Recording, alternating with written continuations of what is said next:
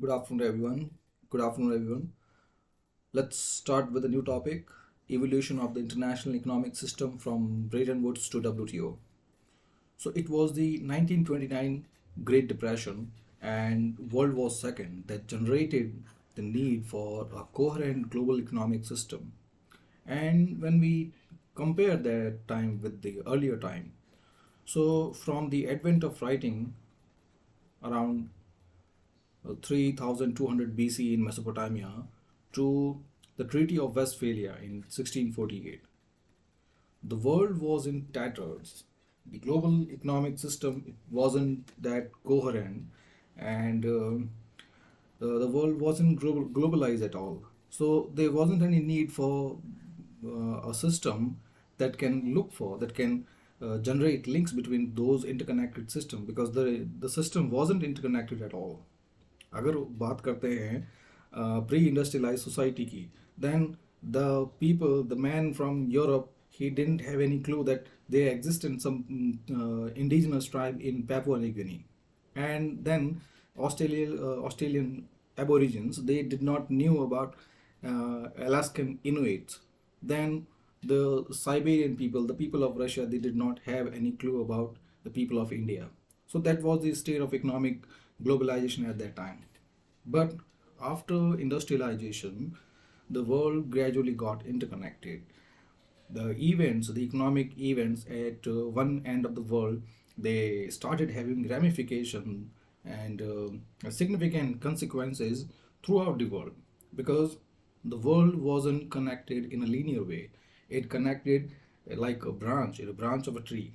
So when those events they started having negative repercussions, negative consequences, then they generated a need that we must find a coherent global system, at least for the economic activity, so that we do not have to face any such depression in the future.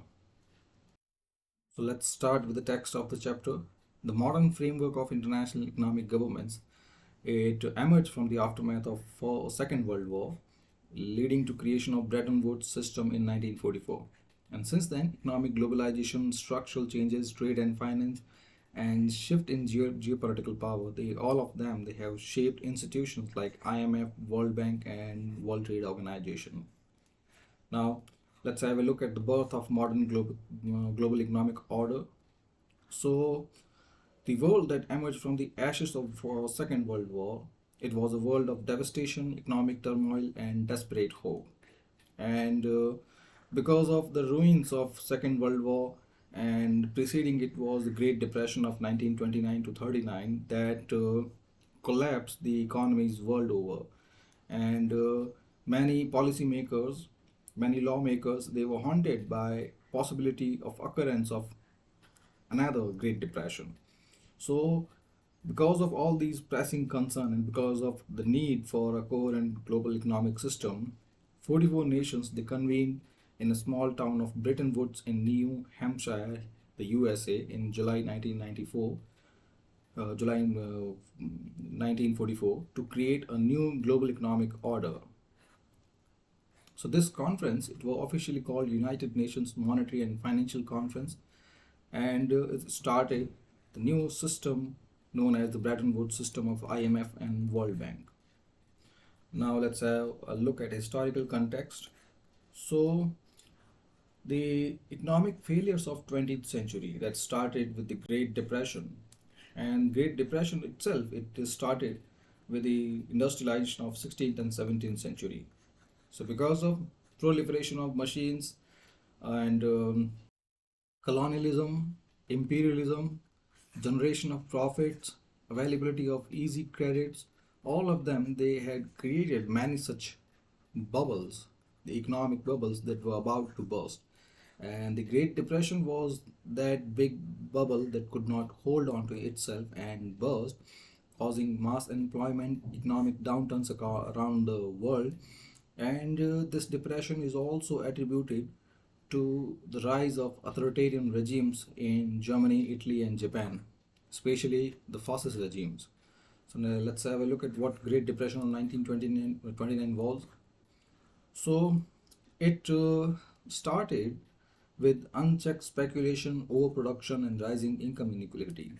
So, the beginning of this depression started with the Wall Street crash of October 1929, known as the Black Tuesday, when stock prices fell drastically and wiping out billions of dollars in wealth. So, the origin of it was due to the availability of easy credit and borrowed money. And I have already listed the background that all these things they started with the industrialization of 16th and 17th century. Machines बहुत सारा produce कर रही है, profits हो रहे हैं, colonialism, imperialism, नए नए कॉलोनीज हैं, नए रिसोर्स हैं. So because of that cost of production it was down. क्योंकि अगर एक इंपीरियलिस्ट इकोनॉमी है like say Britain, and Britain it found a colony in India. Now to run its industries resources सारे जो हैं वो इंडिया से मिल रहे हैं. सो द कॉस्ट कटिंग जो है वो वहाँ पे है. कॉस्ट कटिंग वही प्रॉफिट का मेन मोटिव होता है कि कितना आपका एक्सपेंडिचर है एंड कितनी आपकी इनकम है. सो यहाँ पे एक्सपेंडिचर वाज नन और इनकम बहुत सारी है, क्योंकि रॉ मटेरियल जो है they are buying it at throw away prices. Throw away prices means very less price. ये प्राइसेस बहुत कम प्राइसेस पे रॉ मटेरियल मिल रहा है. Now they are selling the manufacture produced to the same colonies at higher prices. और जो differences हैं वो तो होने ही substantial होने ही है. So profit उस time substantial था, colonies मिलती जा रही थी, but that thing had to end somewhere. For एक time आया when all the imperialist economy they started having conflicts with each other, mostly with regarding to resource extraction, exploitation, and having control over economies, control over colonies. फिर जो आपने Carnatic Wars के बारे में सुना ही होगा, the Wars between English and the French. और वो कार्नेटिक वॉर्स हैं वो है क्या? वही एक राइवलरी है रिगार्डिंग द रिसोर्सेज. और इसी तरह से ये चीज़ जो है ये it was brought to an end. फिर प्रॉफिट्स धीरे धीरे जो है कम होते जा रहे हैं. फिर जब प्रॉफिट्स बहुत सारे थे तो जो डोमेस्टिक इन्वेस्टर्स हैं, specially European investors, western investor, उन्होंने इन्हीं कॉलोनियल एंटरप्राइजेज में, इन्हीं कॉलोनियल कंपनीज के अंदर बहुत सारा इन्वेस्ट किया था, क्योंकि the market was booming at the time. But जब प्रॉफिट्स कम हो गए, now their returns they are dwindling, returns कम होते जा रहे हैं. तो फिर जो रिटर्न्स कम हो रहे हैं इसकी वजह से उनका जो इन्वेस्टर फेथ है इट गॉट dwindle टू. फिर उसकी वजह से द मनी वो निकालने की कोशिश कर रहे हैं, try to withdraw their money. फिर साथ में एक और चीज़, ये जो इन्वेस्टर्स हैं इनके पास इन एंटरप्राइज में डालने का पैसा आया कहाँ से? तो ये सेम इंडस्ट्रियलाइजेशन, कॉलोनियलिज्म, इंपीरियलिज्म, इसकी वजह से they saw that market was booming, और इसी वजह से उन्होंने बैंक से इजी क्रेडिट, बैंक से लोन लिया था, बहुत सारे लोन लिए थे. And the borrowing was also available at cheaper rates. लेकिन जब प्रॉफिट्स कम होते जा रहे हैं, रिटर्न कम होते जा रहे हैं, then how are they going to pay back the loans? फिर इस कारण ये पैनिक धीरे धीरे जो है ये बढ़ता गया. In summary, in encapsulated form, you can see here, investors, fueled by easy credit and borrowed money, they had inflated a stock market bubble. So उन्होंने जो मार्केट से उनको जो पैसा मिल रहा था, इजी क्रेडिट मिल रहा था, they had invested in all those enterprises, and उसकी वजह से जो भी स्टॉक मार्केट था उन सब एंटरप्राइजेज का, equity market, it got inflated. कि बहुत सारी मनी है, बहुत ही कम एंटरप्राइजेज में है. सो हर एक जो एंटरप्राइज है उसका stock price it was sky rocketed, और वो सस्टेनेबल नहीं होता. स्टॉक मार्केट हो या रियल लाइफ हो, जो भी वैल्यूएशन है it should be with in the bandwidth of reality. Bandwidth होता है कि लाइक समथिंग लाइक से अ pen, if that pen it is valued around $10. Now this bandwidth, it can stretch from 8 to 15 rupees. Now that's the maximum. Now what happened then when the same pen is sold at 1000 rupees? So this is skyrocketing. This is pen bubble, and this will burst at a time. और फिर एक time आएगा जब ये pen bubble, if it burst, it will devalue the whole valuation that was done earlier. So यही उस time हुआ that because of that inflated stock market, because of the over high speculated rich valuation, this bubble burst. And because of that bursting, panic struck, stocks crashed, and millions of Americans, they saw their life saving vanish overnight. Now moving ahead, as the financial sector collapsed, the effect rippled across the economy. Thousands of banks failed, wiping out personal saving and triggering a credit freeze. So credit freeze मतलब होता है कि जब stock market collapse हो गया है, investor जो है उनका सारा पैसा डूब गया है, it vanished right away, and now they are in dire need of money to pay back the loan they had availed.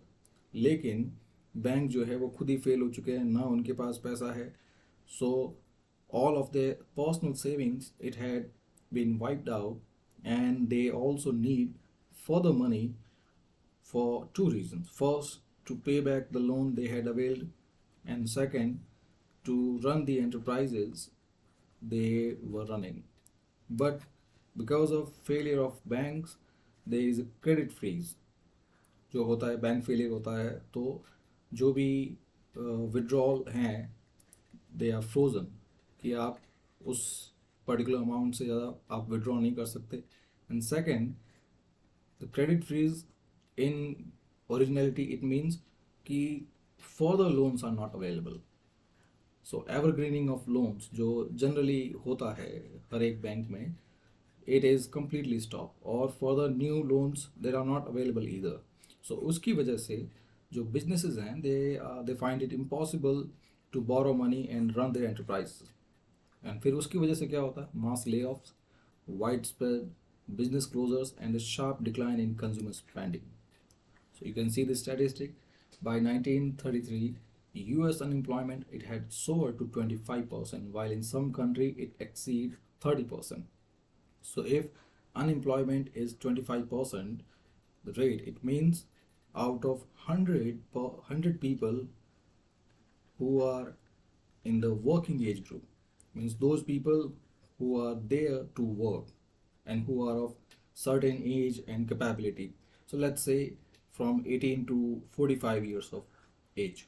So ये जो cohort हैं, these are people who are generally considered working age group.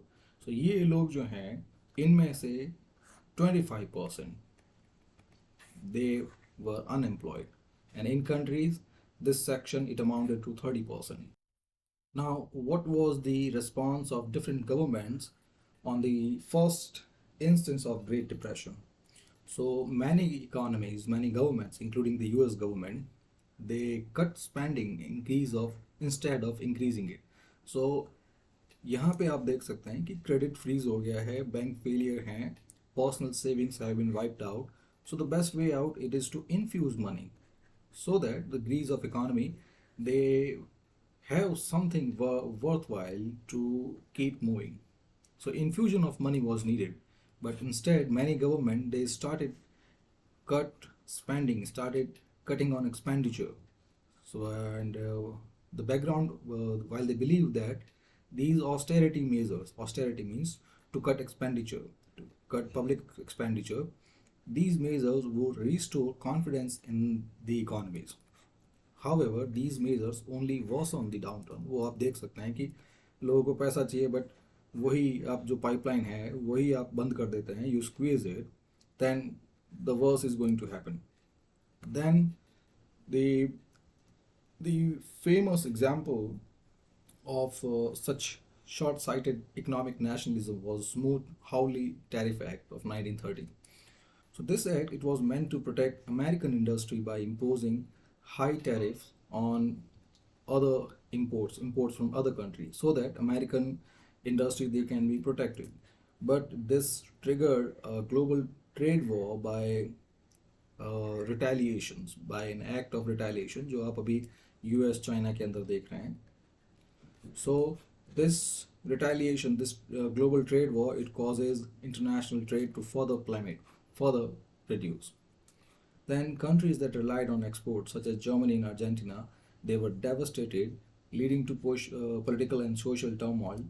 This economic desperation, it provided fertile ground for extremist ideologies such as fascist ideology. तो fascist वाला chapter में आपको बताएं कि these are the ideologies that are rooted in personal charisma and the harking back to the old age in the customs and the history of the particular cultures. So, in a way, they not only provide a radical form of economic nationalism, but also they trace the solution lies in the old customs, which is in a way it was a system that denies everything that a person has achieved so far. और ये सब हमने fascist वाले में देखा था. Now, a turning point came with when FDR, Franklin D. Roosevelt, his New Deal, implemented sweeping banking reforms, large-scale public works program, and social security measures to stabilize the economy. And programs like Civilian Conservation Corps and the Work Progress Administration, they employed millions in infrastructure projects. जैसे India में नरेगा चलता है वैसे ही. And while the Social Security Act, it introduced pensions and unemployment benefit so that this panic and this massive depression attitude, it can be thwarted. So while these efforts they help ease some of the crisis, it was the Second World War that ultimately ended the Great Depression because wartime production of everything from simple fabric to machines to ammunitions, all of them they revitalized the industry and restored full employment. So this was the whole episode of 1929 depression. Now, the Smoot-Hawley Tariff Act.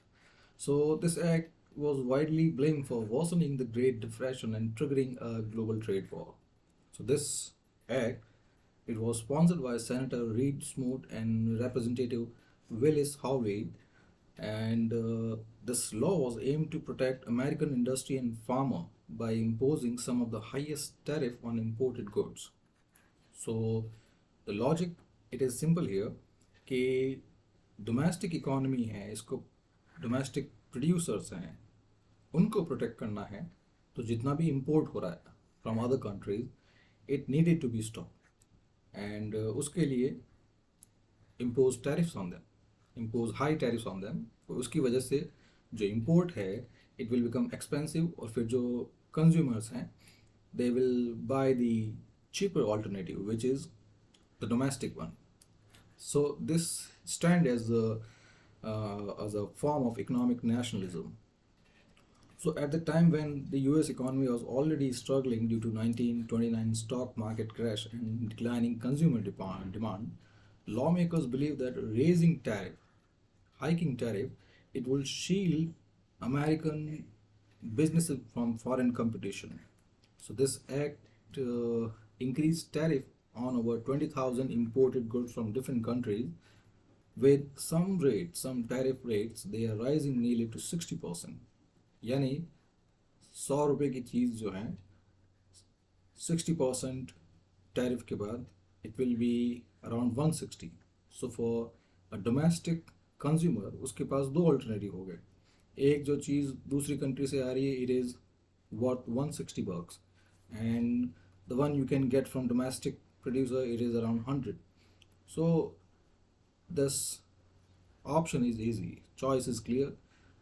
जो cheaper होगा वही लोगों के पास जाएगा, because जो crash के बाद लोगों के पास भी पैसा नहीं था. But rather than boosting American industry, this act, it provoked retaliation from other countries. So other nations such as Canada, Britain, France and Germany, they responded by imposing their own tariff on American export, which caused American agriculture and industrial export to plummet. And because of this retaliatory tariff war, by 1933, the global trade it has fallen by more than 60%. And this act also worsened diplomatic relations between the US and its trading partner.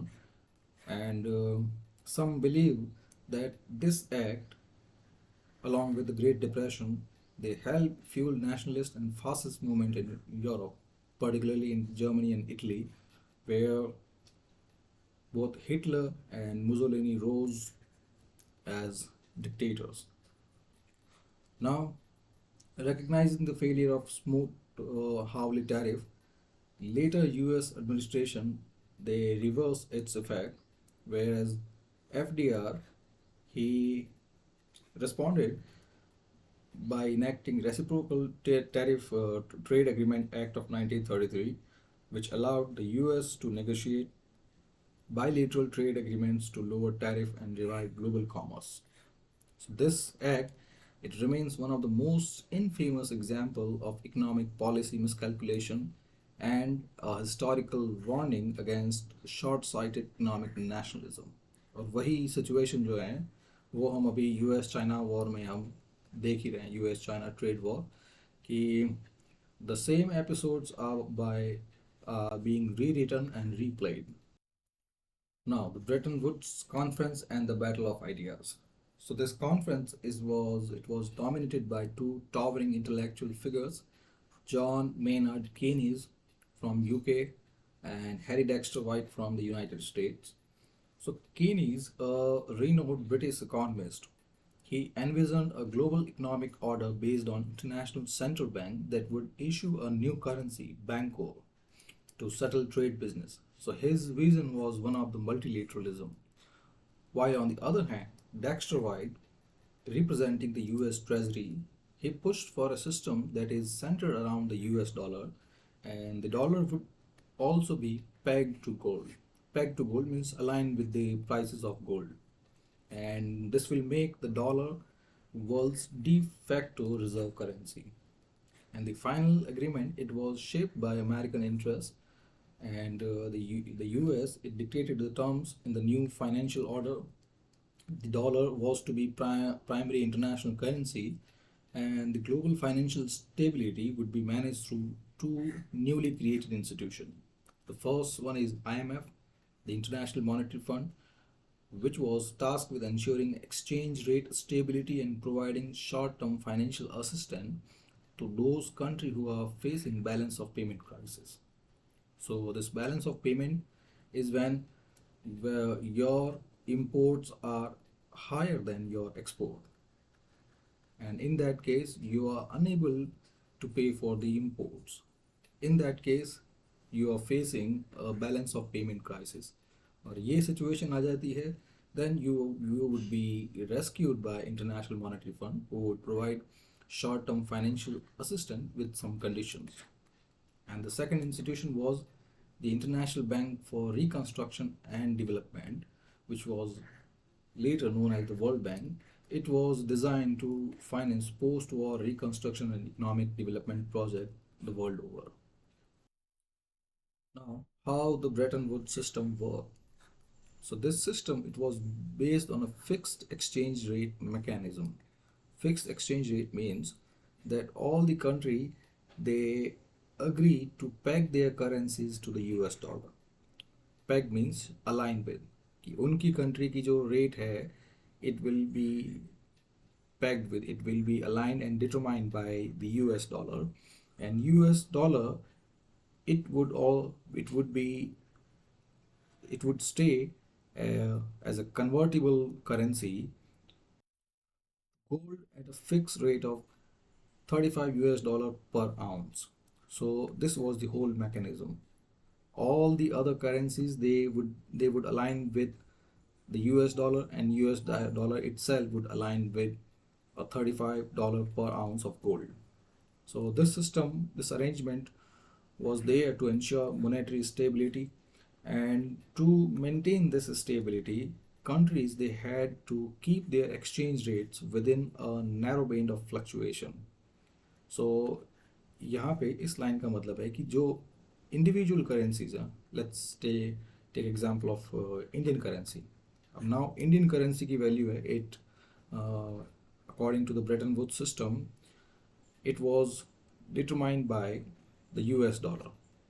Now यहाँ पे India की अपनी जो exchange rate है, it had to remain within 1% plus minus 1% band of fluctuation. क्योंकि जो individual currencies हैं उनकी एक्सचेंज रेट भी it is dependent on the US dollar, on the supply of US dollar. So अगर उनके पास यूएस डॉलर ज़्यादा है या कम है, यानी स्पेशली उनका फॉरेन एक्सचेंज, अगर वो एक लिमिट से ज़्यादा है या एक लिमिट से कम है, उसके बाद तो situation would sound similar to that of a balance of payment crisis. So countries को अपनी एक्सचेंज रेट जो है इसमें रखनी है.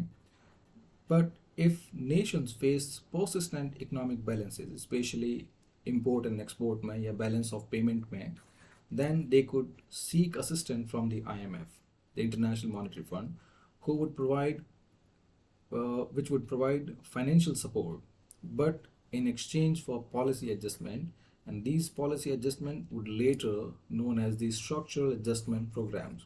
In short, अगर आपका बैलेंस ऑफ पेमेंट जो है it is in negative territory, कि आपका इम्पोर्ट ज़्यादा है, एक्सपोर्ट कम है, आपके पास डॉलर रिजर्व्स जो हैं वो बहुत कम है, that could not be there to pay for the imports, then you are likely in a balance of payment crisis.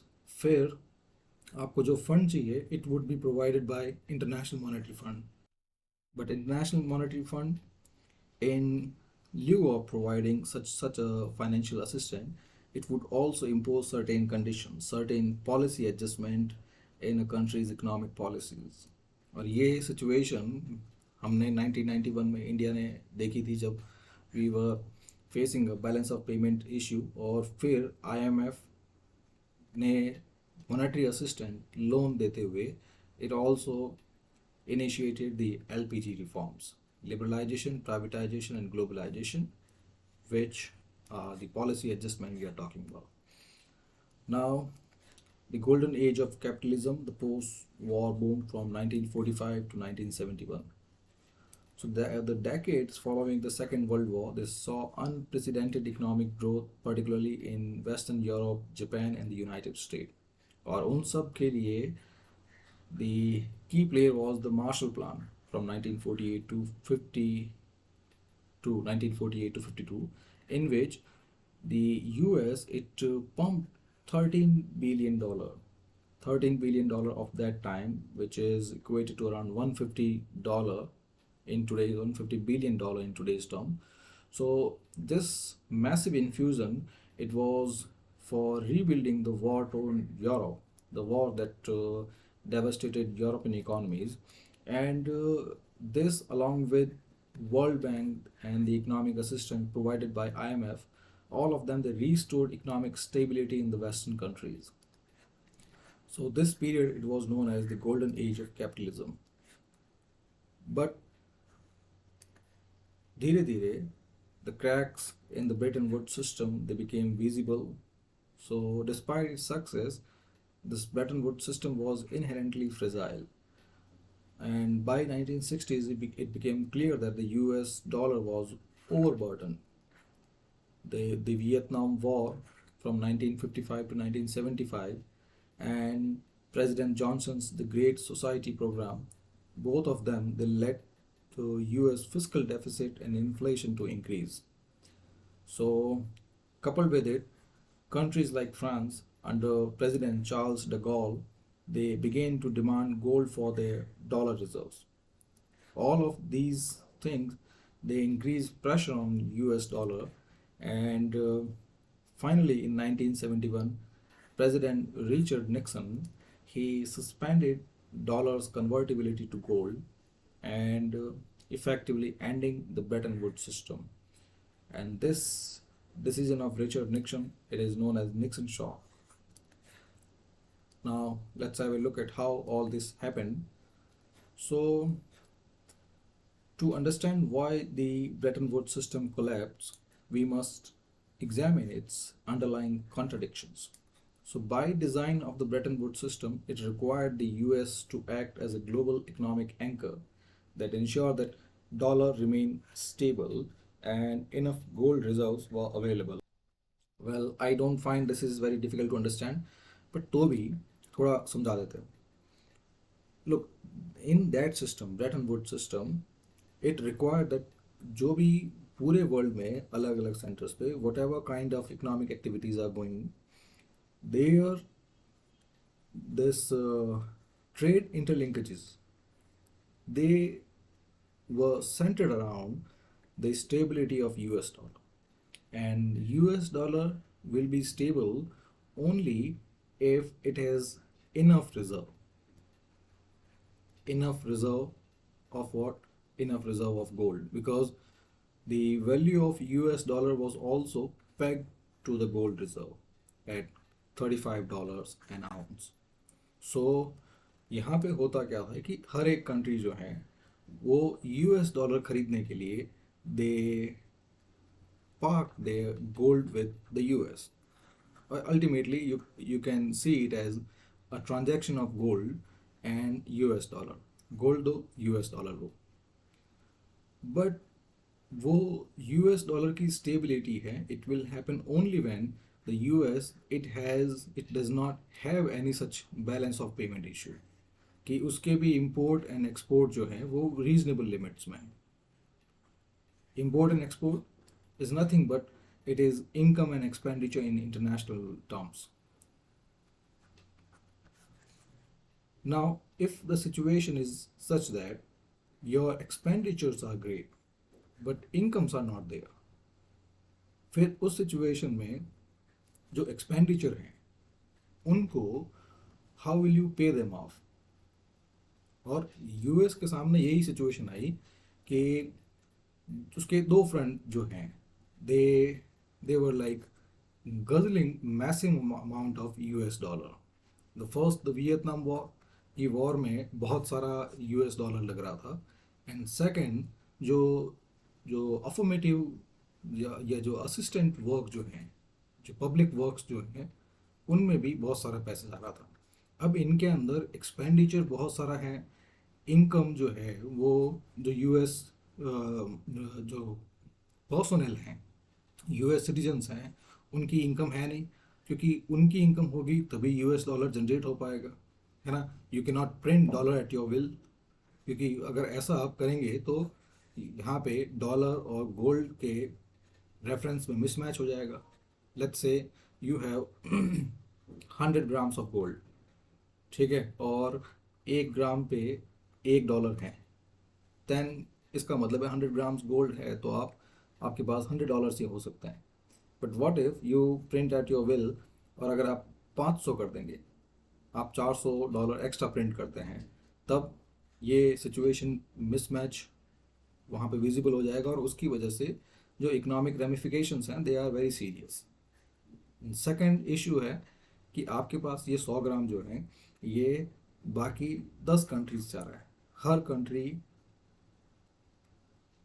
एक कंट्री जो है 10-10 ग्राम जो है it parked at Fort Knox वो जगह है जहाँ पे गोल्ड रिजर्व अवेलेबल था. सो इन 10 कंट्रीज़ का 10-10 ग्राम, आपके पास 100 ग्राम है, और इसी वजह से आपने 100 में से $100 जो हैं इनमें 10 कंट्रीज़ को आपने प्रोवाइड किए. अब ये भी इशू है कि ये जो गोल्ड आपके पास पार्क्ड हैं, it is an insignia, it is a marker that the US dollar is stable. अगर यही कंट्री अपना अगर गोल्ड वापस लेना चाहें तो ये अपना गोल्ड देगी और आप उनको US उनको गोल्ड देगा और ये US डॉलर वापस रिटर्न करेंगे. But what if you have exhausted the gold reserves. ऐसी सिचुएशन में या तो you have exhausted your gold reserve और you have exhausted the dollar reserve. दोनों ही कंडीशन में बाकी जो कंट्रीज़ हैं उनको अगर पैसा चाहिए तो कहाँ से मिलेगा. यही सिचुएशन उस टाइम वियतनाम वॉर में और पब्लिक असिस्टेंट प्रोग्राम में. तो ये दो कंडीशंस हैं to act as global economic anchor. First, the stability of US dollar and enough gold reserve. However, as early as the 1950s, economist Robert Triffin they had warned of an impending crisis, and this crisis it was known as the Triffin dilemma, in which he argued that the US could not indefinitely supply the world with dollars without running into two fundamental problems. First problem, if the US kept supplying more dollar to meet global demand, then it would eventually outstrip its gold reserve, eroding confidence in dollar convertibility. And second condition, if the US restricted dollar supply to maintain gold backing, then it would stifle economic growth, causing liquidity shortage in international trade. दो meaning दोनों का, first जो ट्रिफिन dilemma है उसके according the stability of US cannot be maintained indefinitely, because the US as the prime currency, as the reserve currency, it needed to supply the world with dollars, क्योंकि बाकी सब countries जो हैं जितने भी उनको भी डॉलर्स चाहिए फॉर देयर ओन नीड्स. अब जैसे इंडिया की बात करें उस टाइम पे, तो इंडिया के पास फॉसिल फ्यूल्स, क्रूड ऑयल्स ये नहीं है, तो वो हमें दूसरी कंट्री से ख़रीदना पड़ता है, let's say middle eastern countries. अब इंटरनेशनल ट्रेड जो है वो इंटरनेशनल करेंसी में ही होगा, तो उसके लिए इस जो क्रूड ऑयल है ये लेने के लिए इंडिया को मिडिल ईस्टर्न कंट्रीज़ को US डॉलर देना पड़ेगा. उसके लिए इंडिया US को गोल्ड रिजर्व, गोल्ड पार्क करके it would by the US dollar. So ultimately इसी एग्जांपल में बाकी जितने भी कंट्रीज़ हैं उनको भी US डॉलर चाहिए, but the US could not indefinitely supply it. So if it tries it, so it would face two fundamental problems. First problem, अगर US ग्लोबल डिमांड को, तो ग्लोबल डिमांड के लिए if it kept supplying more dollar then it has, तो उसके लिए it would outstrip its own gold reserve, क्योंकि जो US गवर्नमेंट है उसके लिए भी US dollar it is not a personal property, it has become a global reserve currency, और US गवर्नमेंट को भी US डॉलर प्रिंट करने के लिए सेम गोल्ड रिजर्व मेंटेन करना पड़ेगा. सो लेट्स से अगर वही 1 gram is equal to $1 fix rate है, सो अगर US गवर्नमेंट $500 प्रिंट करना चाहती है, देन उसको फोर्ट नॉक्स के अंदर 500 ग्राम्स पार्क करना पड़ेगा from its own supply. Now अब उसके पास $500 तो खुद के प्रिंट किए हुए हैं, और बाकी कंट्रीज़ ने भी उसके पास गोल्ड रिजर्व जो है वो पार्क किया है. लेट्स से बाकी कंट्रीज़ ने भी उसके पास 500 ग्राम्स पार्क किया है, एंड टोटल रिजर्व जो है वो होना चाहिए $1000.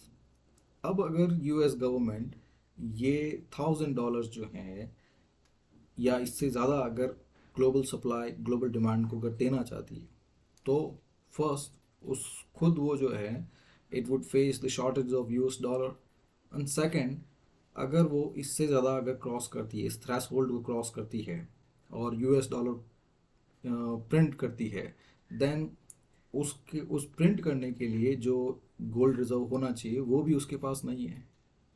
इस रेट के अकॉर्डिंग अगर $500 चाहिए तो 500 ग्राम पार्क करो, अगर और ज़्यादा चाहिए तो और ज़्यादा पार्क करना पड़ेगा, तो फिर उसका जो खुद का भी जो स्टेट रिजर्व्स हैं या जो डोमेस्टिक रिजर्व हैं, it would be exhausted in certain time. And the second condition, अगर US for any condition for to maintain the stability of US dollar, अगर ये डॉलर सप्लाई रेस्ट्रिक्ट करती है, then this restriction it was stifled with global economic growth. So this Triffin dilemma it came true in 1960s. The Vietnam War it had placed an enormous strain on American finances, क्योंकि war expenditure they ballooned up to $140 billion of that time. So अभी आपने देखा था कि जब Marshall plan के अंदर it pumped up $13 billion, which are around $150 in today's term. So just उसके 10-15 years के बाद coupled with inflation, ये 140 billion आज के टाइम का a massive sum. So first ये deficit था. Then President Johnson, he also started ambitious domestic spending program to boost economy. So this program, known as Great Society Initiative, it added to the fiscal burden. So the result was the surge in US inflation and balance of payment deficit, which caused the foreign central bank to lose faith in the dollar's ability to maintain its exchange rate. And then, adding to the problem, many countries such as France under President Charles de Gaulle, they began to openly challenge the US economic dominance, which he called the exorbitant privilege of America's US dollar. So, by advocating monetary sovereignty means we are not bound by any foreign currency. We have our own currency and we can maintain it. We should have the ability to print our own currency at will. And he was skeptical of America's this exorbitant privilege. So this exorbitant privilege was the ability of the US government to print dollars at will. So in a bold move, France is started redeeming its dollar reserve for gold.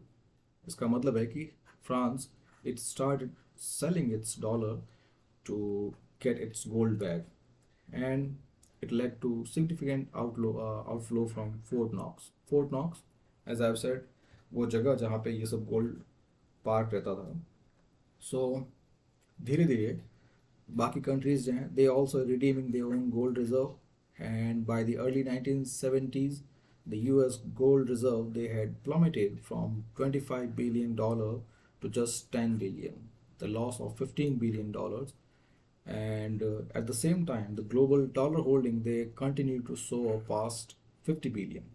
So you can see the difference here, that the gold reserve they are down around $10 billion, which is the equivalent of gold equivalent of $10 billion.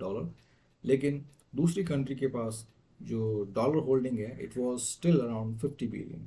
So this mismatch it led to a run on gold. Run on gold means the value of gold is started decreasing and people started redeeming it. Then came the Nixon Shock, which ended the dollar gold convertibility.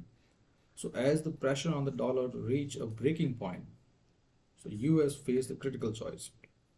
Either drastically devalue the dollar to maintain gold parity. So devalue means to decrease the value of dollar against gold. क्योंकि यहाँ पे आप देख सकते हैं mismatch, the 5 times, the fivefold mismatch between the prices of gold to that of US dollar. So ये करने के लिए it had to devalue the value of dollar 5 times to that of gold.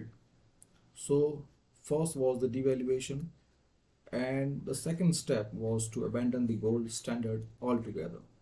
So on August 15, 1971, Richard Nixon he suspended the convertibility of dollars into gold, and this effectively dismantled the Bretton Woods system. This movement was later dubbed as Nixon Shock. And by 1973, the system of fixed exchange rate collapsed entirely. Now, the fallout, global inflation, economic instability, and oil shocks. Now, the collapse of Bretton Woods system, it ushered in a new era of monetary uncertainty and inflationary pressure. So earlier, एक discipline था that was imposed by gold standard. Now, central banks of all nationalities, central banks, जो government banks होते हैं, they now had the greater freedom to print money, and अब हर कोई अगर अपने हिसाब से पैसा प्रिंट करेगा, then it will eventually give rise to global inflation. And by 1974, the US Consumer Price Index, which is a measure of US inflation, it jumped from 3.4% to over 12%. So if consumer price index increases by 12%, इसका मतलब है कि जितने भी जो basic necessities हैं, जितने भी कंज्यूमर ड्यूरेबल्स हैं एंड सर्विसेज हैं, वो सब they have increased by 12%. And to make the matter worse, the 1973 oil crisis, in which the Organization of Arab Petroleum Exporting Countries, OAPEC, they imposed an oil embargo on the US. Oil embargo, it means कि US oil जो है, it will be bought at higher rate. And this decision, it was a response to their support for Israel during the Yom Kippur War. So this embargo, again, tariff or sanction, it caused crude oil prices to skyrocket from $3 per barrel to over 12, a four-fold increase. And this embargo, it increased stagflation. So stagflation is a condition in which growth is stagnant but inflation is high. So this condition is not good because your money is not increasing. Your economy, your business, your enterprise, they are not increasing, but inflation is increasing. Means other जो commodities हैं, they are now available at higher prices, but आपकी income जो है, it is not increasing, it is stagnant. So इस condition में आप जानते हैं, बिल्कुल simply आप समझ सकते हैं, same salary but inflation बढ़ रही है, बाकी सब चीज़ें महंगी होती जा रही है, then you will see your savings being running out. So ये same condition होती है stagflation में, और यही same condition 1973 तक सामने आ गई थी. So when the fixed exchange rate regime it was ended, the world moved towards a floating exchange rate system, in which the currency value right now they are determined by market forces rather than government mandates. So this system, the floating exchange rate system, in which the value of different currencies they will be dependent on overall market. So this system, it allowed for greater flexibility but also introduced newer risks such as currency volatility, because exchange rate जो हैं they fluctuate widely based on speculation, interest rate and political events. इन सब condition में अगर कहीं पे war हो रहा है, लाइक सेम जो रशिया यूक्रेन वॉर है, उसकी वजह से the individual currencies become highly volatile. और सेम कंडीशन आपको कहीं जाने की ज़रूरत नहीं है. You can see the implication of US China trade war.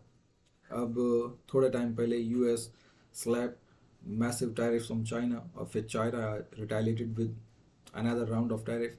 और इसकी वजह से जो इंडियन स्टॉक मार्केट है उसकी हालत आप देख सकते हैं कि पिछले बहुत सारे टाइम से it is just going down. ये एक going on a bearish trend. It is sliding past its mark. जब भी देखेंगे आपको स्टॉक मार्केट रेड में दिखेगा. So this is because of the currency volatility, because of political events. Now the second risk is around monetary policy autonomy. क्योंकि अगर आप अपनी domestic economy, if you can manage it, your currency is in your hand, but then to manage it you might resort to economic nationalism. The same आप US China का example देख सकते हैं. Another example of economic nationalism. So monetary policy autonomy के नाम पे you can also stifle with the global economy. Then the third risk, the role of US Federal Reserve. So US Federal's monetary policy, particularly interest rate decisions, they began to have global repercussions, means consequences affecting capital flows and investment patterns worldwide. और ये भी आप देख सकते हैं federal rate जब भी आती है, US federal rate it is about the availability of loans or in simple credit. So if US federal, if it stifle with the credit rates, then जो world over जितने भी investors हैं, they see the opportunity as either capital flow, capital outflow or inflow. अगर वहाँ पे credit जो है it is available at lower rate, इसका मतलब है कि they now वहाँ पे अमेरिका के अंदर यूएस के अंदर they have more profitable enterprises, so वो अपना पैसा यूएस के अंदर डालेंगे. तो अगर इन्वेस्टर अपना पैसा यूएस में डालेंगे तो फिर बाकी जो जितनी भी डिफरेंट इकोनॉमीज़ हैं उनके पास इन्वेस्टर का पैसा नहीं आएगा. जो फॉरेन पोर्टफोलियो हैं, foreign portfolio investor, in simple foreign investor, तो फॉरेन इन्वेस्टर जो है किसी भी डोमेस्टिक इकोनॉमी के लिए बहुत ज़रूरी होता है क्योंकि they bring in the much needed money. लेकिन अगर यूएस जो है वो मोनेटरी पॉलिसी कैलकुलेशन के कारण, अपनी फेडरल रेट के कारण, अगर वो it squeezes all the money, so बाकी इकोनॉमी को के पास वो पैसा होगा नहीं. और अगर इन्हीं फॉरेन इन्वेस्टर ने बाकी इकोनॉमीज़ में पैसा डाल रखा है, but because the US stifle with this rate, ये सारा पैसा जो है इट आउटफ्लो, एंड देन जो अदर इकोनॉमिक जो इश्यूज हो रहे हैं जो इंडियन स्टॉक मार्केट में आप देख रहे हैं वो यही हो रहा है कि फॉरेन इन्वेस्टर्स जो हैं they are pulling their money out, they withdrawing their money, and all of this money this is being drained into the US territory. Now, the rise of neoliberalism and structural adjustment program. So the collapse of Bretton Woods system and the end of fixed exchange rate, it began a new era that was defined by financial deregulation, free market policies, and the retreat of state from economic affairs. And all these events, these economic activities, they can be clubbed as neoliberalism.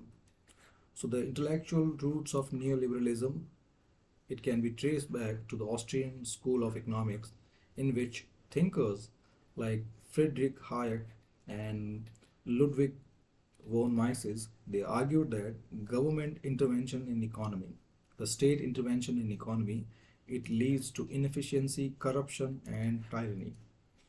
And Hayek's seminal work, The Road to Serfdom, he warned that central planning and socialist policy would inevitably lead to authoritarianism. And in the post-war years, these ideas were overshadowed by Keynesian economics.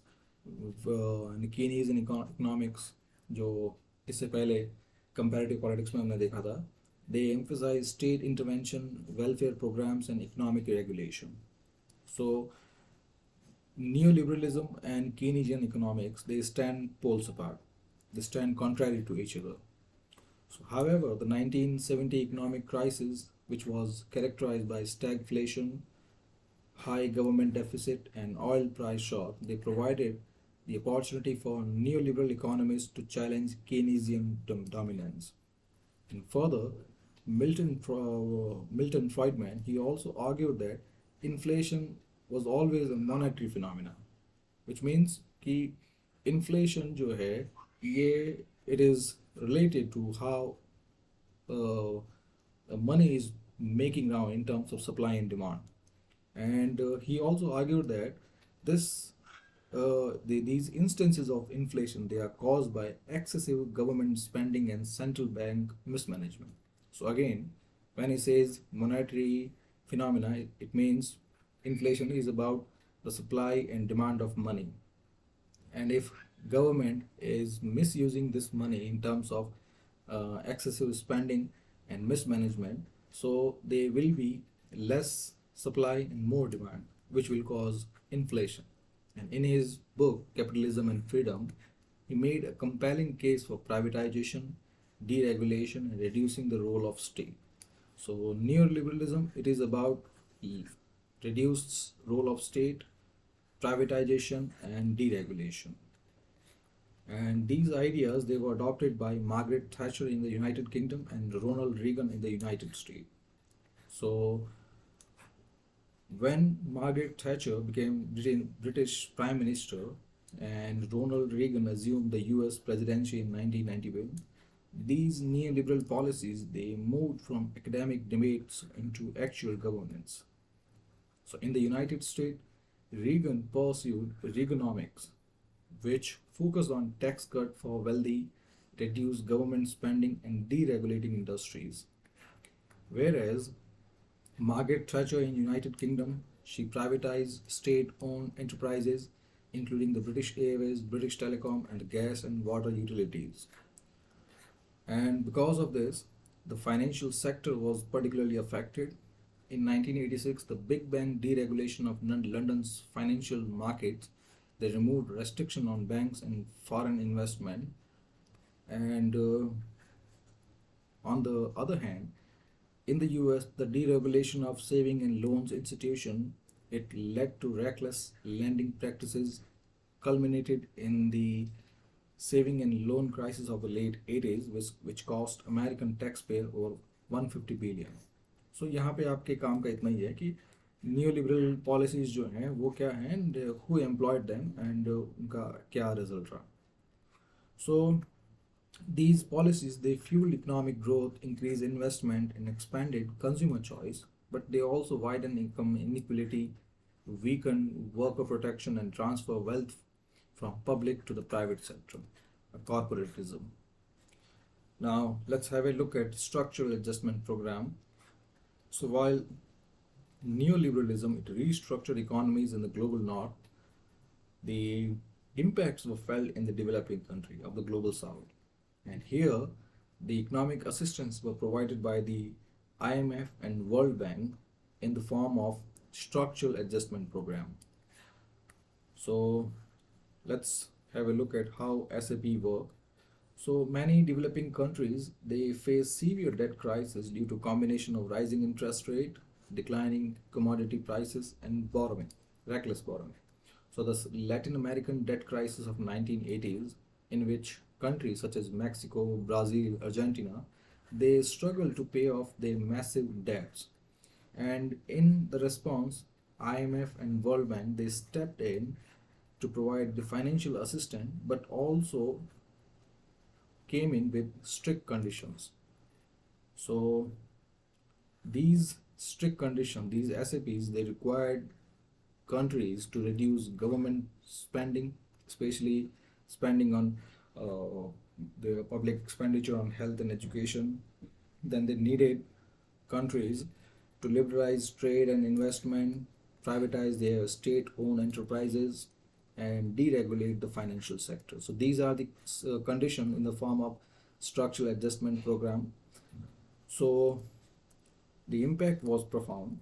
So while SAPs they aim to stabilize the economy and attract foreign investment, they often resulted in economic hardship for the poor, क्योंकि जो deregulation की वजह से and privatization की वजह से जो public spending है it was affected. So सबसे ज़्यादा affected जो हैं वो poor people ही थे. Now case study. First the African experience. So in Africa, SAPs they had particularly devastating effect. So countries like Ghana, Nigeria, and Kenya they were forced to cut public health and education, which resulted in declining literacy and increasing mortality. In Zambia, the privatization of copper mines, which was previously the backbone of the economy, it led to massive layoff and economic decline.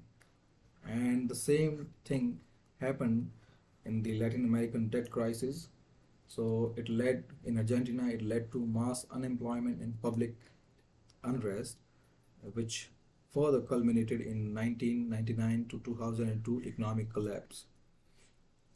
And in 2001, amid riots and looting, the Argentinian president Fernando de la Rua he fled the presidential palace by helicopter, which symbolized the failure of IMF-backed austerity measure. So this crisis forced Argentina to default on a massive debt of 132 billion US dollar, which was the largest sovereign default in that time. Default means this country it could not be able to pay this debt. Now, the global backlash. So, as the negative effects of SAPs became clear, resistance grew, and these resistance culminated in 1999 Seattle WTO protest known as the Battle of Seattle, in which thousands of activists they demanded an end to IMF impose austerity measures against corporate dominance and against economic inequalities. And meanwhile, alternative economic model they also begin to gain traction. So many Latin American leaders such as Hugo Chavez, Venezuela, Evo Morales, Bolivia, and Lula da Silva, Brazil, they embraced post neoliberal policies that focused on social welfare, nationalization of industry, and regional economic cooperation. Now, let's proceed on to formation of World Trade Organization. Let's move on to this chapter in the next video. Thank you very much and kindly subscribe the channel.